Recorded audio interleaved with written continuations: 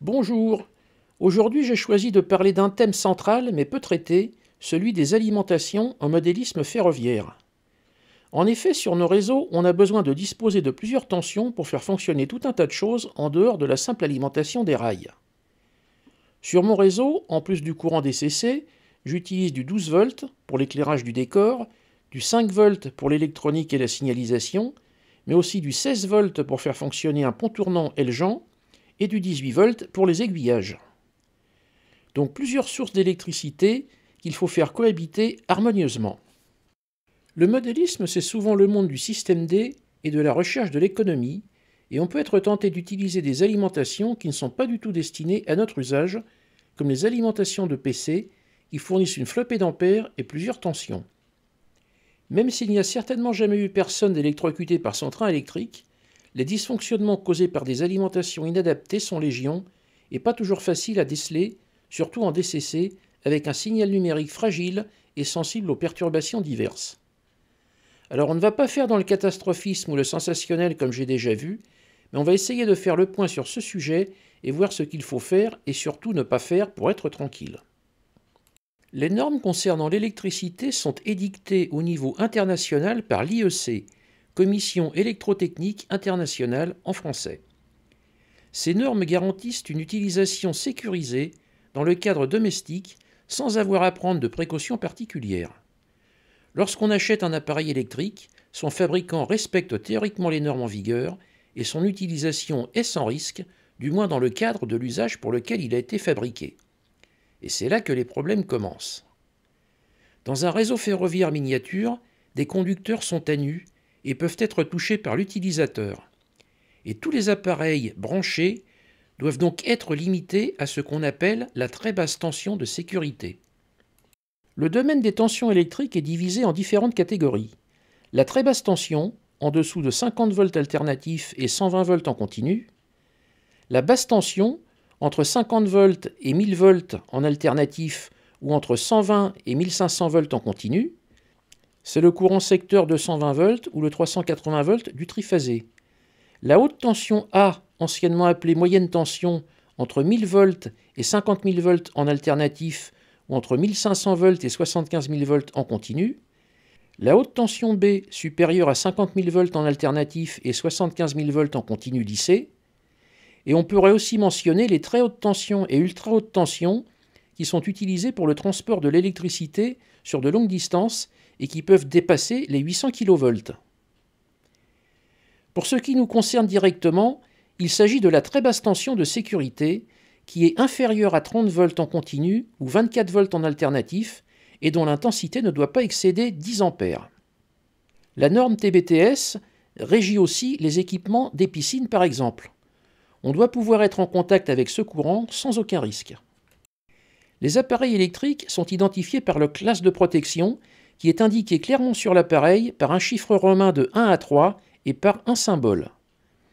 La classe 1 pour des matériels possédant une isolation dite fonctionnelle, c'est-à-dire que les parties sous tension sont enfermées et inaccessibles et que toutes les parties métalliques doivent avoir une liaison à la terre. La protection est assurée par le disjoncteur différentiel de l'installation qui compare le courant envoyé sur la phase et celui qui revient par le neutre. En cas de fuite, le courant ne revient plus par le neutre, mais par la terre. La différence est détectée et le disjoncteur coupe le courant. La liaison à la terre sert donc à déclencher la protection par le différentiel dès que le défaut d'isolation survient. Ce n'est donc pas la prise de terre qui vous protège, mais le disjoncteur différentiel. Et pour ceux que ça intéresse, et bien que ce soit hors sujet, un petit mot sur le fonctionnement du différentiel. Deux bobines branchées sur les fils du neutre et de la phase sont enroulées autour d'un tore ferromagnétique. Normalement, le courant qui revient par le neutre est le même que celui qui part par la phase, et la bobine de détection ne produit aucun courant. En cas de fuite à la terre, la bobine du neutre produit un courant plus faible que celle de la phase, et un courant qui représente la différence entre les deux est généré par la bobine de détection, et c'est ce courant qui va provoquer la coupure du disjoncteur. L'appareil de classe 1 est donc conçu pour être relié à la terre et protégé par un disjoncteur différentiel. Ces appareils ne doivent pas être utilisés dans des circonstances aggravantes, comme par un enfant, dans un environnement humide ou encore au contact du corps humain, comme pour les appareils médicaux. mais aussi comme les rails d'un réseau de trains électriques. La classe 2, ce sont des appareils possédant une double isolation fonctionnelle et matérielle et qui garantit qu'aucune pièce sous tension ne puisse être accessible. Ils ne doivent pas être reliés à la terre. Et enfin la classe 3, qui concerne tous les appareils bénéficiant d'une double isolation, mais qui ne peuvent pas être enfermés et pour lesquels un contact avec des parties sous tension est possible. Donc potentiellement tout ce qui se trouve sur un réseau ferroviaire. Cette classe 3 garantit qu'aucune pièce accessible ne puisse être portée à une tension dangereuse et donc supérieure à la très basse tension de sécurité. Ces appareils ne doivent en aucun cas être reliés à la terre pour éviter que l'utilisateur ne puisse être mis accidentellement en contact avec une fuite électrique évacuée par la prise de terre d'une installation mal protégée par un disjoncteur différentiel paresseux ou inefficace. Donc sur notre réseau, jamais de liaison à la terre.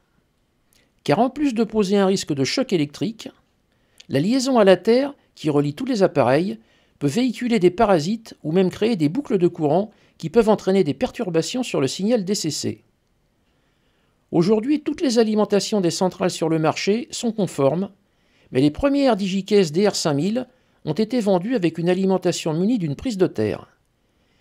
Et vous avez intérêt à la remplacer par ce genre d'alimentation de 18 volts 3 ou 4 ampères en double isolation et donc sans terre, et qu'on trouve aux alentours de 20 €, voire moins comme ici. Mais en dehors de la centrale, on va aussi avoir besoin d'autres tensions, et en particulier du 12 volts pour alimenter le décor, mais aussi du 5 volts qui est plus pratique pour alimenter les cartes électroniques et la signalisation. Ceux qui me suivent régulièrement savent à quel point je privilégie la fabrication maison et que je répugne à utiliser du tout beau tout fait, mais pas pour n'importe quoi, et en particulier, tout ce qui est relié au secteur ne doit pas être bricolé sans une solide expérience. Et pour tout ce qui est alimentation, il vaut mieux acheter la sécurité. Et justement, la fausse bonne idée, c'est de réutiliser une alimentation de PC qui fournit du 5 volts et du 12 volts avec une flopée d'ampères. Mais elle est en classe 1, reliée à la terre, et sort de la très basse tension de sécurité, puisqu'elle délivre largement plus que les 10 ampères limite de la norme. Pas non plus d'alimentation comme celle-ci, qui est aussi en classe 1 et reliée à la terre. Mais des blocs secteurs à double isolation, comme celui-ci, qui sort 5 volts sous 3 ampères et suffira largement. Ou celui-là qui sort 12 volts sous 3 ampères, mais qui existe aussi jusqu'à 10 ampères. Attention aussi à ce que la tension soit parfaitement stable et identique à vide et en charge. Donc cela élimine les anciennes alimentations à transformateur qui délivrent une tension à vide très supérieure à leur tension nominale, et un bloc secteur 12 volts sort souvent près de 20 volts à vide, ce qui posera problème. On les reconnaît à leur plus grosse taille et à leur poids. Il faut des alimentations précises et donc forcément à découpage et pas à transformateur.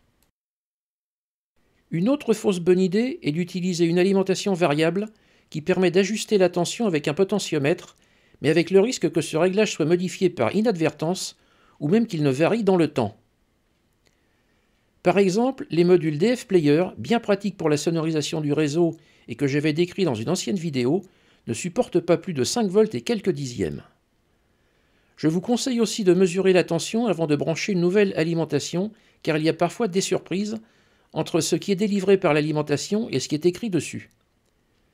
Et enfin, il vaut mieux avoir une connectique différente pour chaque tension, pour éviter de brancher du 12 volts à la place du 5 volts. Et si je dis ça, c'est parce que ça m'est arrivé. En connectique, on peut utiliser ce type de prise, qui existe sous différents formats et qui pourront sécuriser les branchements en évitant d'inverser la polarité, mais aussi en évitant de brancher la mauvaise alimentation. Donc en résumé, les critères de choix. Classe 2, double isolation et surtout sans liaison à la terre. Bloc secteur à découpage pour la stabilité de la tension, mais aussi pour la protection en cas de court-circuit qui est toujours présente sur les alimentations à découpage, mais pas forcément sur les plus anciennes à transformateur. Pas plus de 3 ou 4 ampères.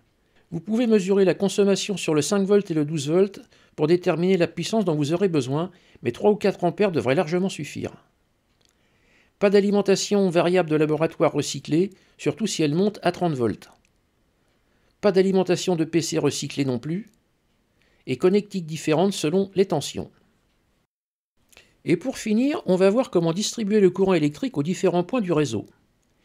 Il va falloir tout d'abord un câble principal qu'on a baptisé feeder car ça fait mieux en anglais et dont le rôle est de transporter le courant avec le moins de pertes possible, étant donné les faibles tensions utilisées, tout en sachant que la perte en ligne est inversement proportionnelle à la tension, et donc plus la tension est faible et plus il y aura de pertes à distance égale. Ce câble devra courir sous tout le réseau et on viendra s'y brancher aux endroits nécessaires. Pour avoir le moins de pertes, il faut du câble de section suffisante, et pour notre usage, le 1 mm 5 est parfait. Ce câble existe en monobrin, comme celui utilisé en installation électrique, et en multibrin, composé de brins fins torsadés, comme celui qu'on trouve dans les rallonges électriques. Ici, c'est du câble pour enceinte hi-fi de 1 mm 5 en cuivre désoxydé et dont les brins sont torsadés différemment les uns des autres de manière à éliminer presque totalement les phénomènes électromagnétiques. Alors pour transporter du banal courant continu de 5 volts ou 12 volts, on n'a pas besoin d'un câble aussi cher. Par contre, ce type de câble a son utilité pour le courant DCC venant de la centrale sur un grand réseau avec plus de 10 mètres sur le feeder principal, car il permet de passer des ampères avec très peu de pertes et sera très peu sensible aux interférences. Sans trop entrer dans les détails, ni même parler de résistivité, il faut savoir que le courant électrique circule en majeure partie à la surface du conducteur. C'est l'effet de Paul. Il s'observe en courant alternatif et est proportionnel à la fréquence. Mais même en courant continu, le flux d'électrons n'est pas réparti également dans toute l'épaisseur du conducteur, si bien qu'à section égale, un câble multibrin pourra transmettre plus d'électricité qu'un câble monobrin, et la différence peut aller jusqu'à 20% dans les cas extrêmes. Donc en théorie, il vaudrait mieux utiliser du multibrin, mais en pratique, sur un réseau de quelques mètres, et même si on a un peu plus de pertes, le monobrin est bien plus facile à utiliser. J'en avais parlé dans la vidéo sur le passage de l'analogique au numérique, et je ne retire rien à ce que j'y avais dit. À titre d'exemple, sur mon réseau, en câble rigide de 1 mm 5 j'ai une chute de 0,1 V à une dizaine de mètres de l'alimentation sur le 5 V. Donc c'est négligeable. Et comme je ne consomme qu'environ 1 ampère 5, en tout, le bénéfice apporté avec un câble multibrin serait très faible en regard de la facilité à se brancher sur un monobrin, comme on va le voir plus loin. Au départ du câble, il est judicieux d'installer un fusible sur un des deux fils. Le plus ou le moins, ça n'a pas d'importance. Ce fusible sera calibré à 3 ampères environ et protégera l'alimentation en cas de court-circuit. Ici, j'ai aussi ajouté une diode pour abaisser un peu la tension, car l'alimentation sortait 12 volts 3, ce qui est un peu trop. De même, il est aussi utile d'avoir des voltmètres au départ des câbles principaux pour surveiller la tension et voir immédiatement si quelque chose ne va pas, qui sera révélé par une chute de tension. Une fois qu'on a fait ça, il faudra venir se brancher sur le câble principal aux endroits où on a besoin de ce courant. Et là, on peut être tenté d'utiliser des dominos d'électricité. Mais ces dominos, s'ils sont très fiables en installation électrique avec du câble de 1,5 ne sont pas conçus pour serrer correctement du câble fin comme celui qu'on utilise sur nos réseaux, et a fortiori quand il s'agit de serrer plusieurs câbles fins. Donc tôt ou tard, il y aura des faux contacts. On trouve aussi les Wago, ou Vago, je ne sais pas comment on doit prononcer, et qui sont très à la mode. Mais je n'ai pas d'avis car je n'en ai jamais utilisé. Par contre, ce qui est sûr, c'est que j'ai assez galéré avec des connecteurs divers et variés sur mon premier réseau analogique, avec des fils coupés et des faux contacts en pagaille, pour ne pas avoir renouvelé l'expérience sur le réseau numérique, où tout est soudé. Donc pour venir se brancher sur le câble principal, on va souder un fil plus fin, et là ça va être beaucoup plus facile sur le câble monobrin que sur le multibrin. On commence par enlever un peu d'isolant, et on va étamer la partie mise à nu avec un peu de soudure. Ensuite, on entortille le petit fil, et on vient le souder. Il faut un fer un peu plus puissant que les petits 15 ou 30 watts utilisés pour le montage des composants électroniques, et un 100 watts sera beaucoup plus adapté. Les deux branchements sont un peu décalés pour éviter d'avoir à mettre de l'isolant. Pour le multibrin, c'est un peu plus compliqué, et il faut d'abord séparer les deux conducteurs, puis enlever l'isolant sans abîmer les brins du fil, et ensuite on va étamer la partie mise à nu, ce qui est aussi plus difficile que sur le monobrin. Et enfin, on viendra souder le petit fil par-dessus. Ces connexions soudées sont très fiables dans le temps et ne vous causeront aucun problème de faux contact. Voilà, j'espère que cette vidéo vous sera utile et vous évitera des déboires et des problèmes en voulant économiser là où justement il ne faut pas le faire. N'hésitez pas à commenter et à apporter des précisions ou à signaler des erreurs ou des bêtises que j'aurais pu dire. Et enfin, si vous voulez en savoir plus sur la protection électrique et les normes en vigueur, Je vous ai mis un lien vers une page qui est très complète. À bientôt!